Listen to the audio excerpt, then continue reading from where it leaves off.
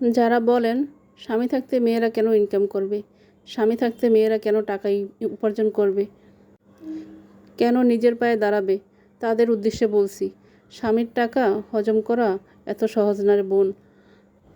যারা কেবল স্বামীর টাকার উপর নির্ভরশীল তারাই কেবল জানে স্বামীর টাকার কত দাম। প্রতি পদে পদে স্বামী বুঝিয়ে দেয় যে এটা তার টাকা, এটা তোমার টাকা না। সে কষ্ট করে এই টাকা ইনকাম করছে, তুমি ইনকাম করোনি এই টাকা। তুমি হচ্ছে এই টাকা শুধু বসে বসে খাও আর নষ্ট করো। সংসারে 2টা কাজ করো, তার বিনিময়ে তুমি এই টাকা বসে বসে খাচ্ছ। স্বামীর এসব কথাবার্তা মেয়েদের শুনতে হয়। স্বামীর টাকা হজম করতেও একটা মেয়েকে তার আত্মসম্মান বোধ খাইয়ে তারপর সেই টাকা হজম করতে হয়, তারপরেও হজম হয় না। কিন্তু আমরা মেয়ে মানুষ কি করব, হজম করে নিতে হয়। এটাই হচ্ছে স্বামীর টাকা। আর স্বামীর টাকা নিয়ে এত গর্ব করার কিছু নাই। স্বামীর টাকা যে নিজের টাকা না, এটা বুঝিয়ে দেওয়ার জন্য অন্য কাউকে প্রয়োজন হয় না, কিংবা পরিবারের মানুষদেরও প্রয়োজন হয় না। তাদের কথাবার্তা চাওনি, তাদের ব্যবহারই বলে দেয় যে এটা স্বামীর টাকা, এটা আপনার টাকা না। আর এই জন্যই মেয়েদের টাকা উপার্জন করা দরকার, বুঝতে পারছেন?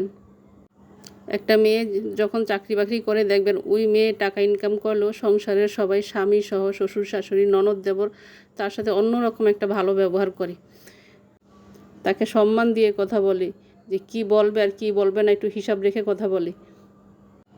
কী কারণে জানেন? কারণ সে টাকা ইনকাম করে, ইচ্ছে করলে সে সবাইকে খুশি করতে পারে টাকা দিয়ে, যার যখন দরকার আবদার করলে সে দিতে পারে। অন্যথায় দেখবেন বাড়ির অন্য বউ যদি কোনো চাকরি বাকরি না করে, টাকা উপার্জন না করে, তার উপরে সংসারের সব চাপ তার উপর এসে পড়ে। আপনি যতই বড় লোকের বউ হন না কেন, যতই কোটিপতির বউ হন না কেন, আপনার টাকার দরকার হলে কিন্তু আপনি আপনার স্বামীর কাছেই হাত পাততে হবে। আপনি ইচ্ছা করলেও আপনার বাবা মা, ভাই বোন, আত্মীয় স্বজন কাউকে কিছু গিফট দিতে পারবেন না, উপহার দিতে পারবেন না।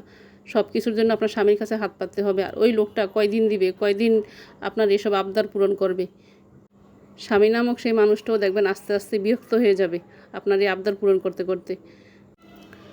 তাই আমি মনে করি এই যুগে এসে 2025 সালে এসে কোনো শিক্ষিত মেয়েকে ঘরে বসে থাকার দরকার নেই।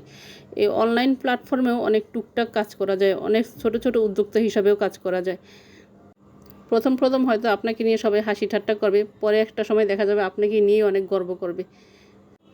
আমি অনেক আপুদের দেখছি একবারে প্রথম থেকে শুরু করছে, তখন ওনাদের একবারে ছোটোখাটো একটা বিজনেস, এখন মাশাল্লাহ অনেক বড় কোটি কোটি টাকার বিজনেস হয়ে গেছে ওনাদের।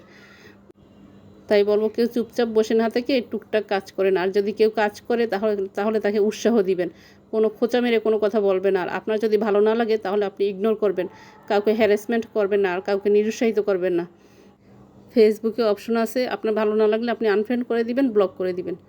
ঠিক আছে, সবাই ভালো থাকবেন।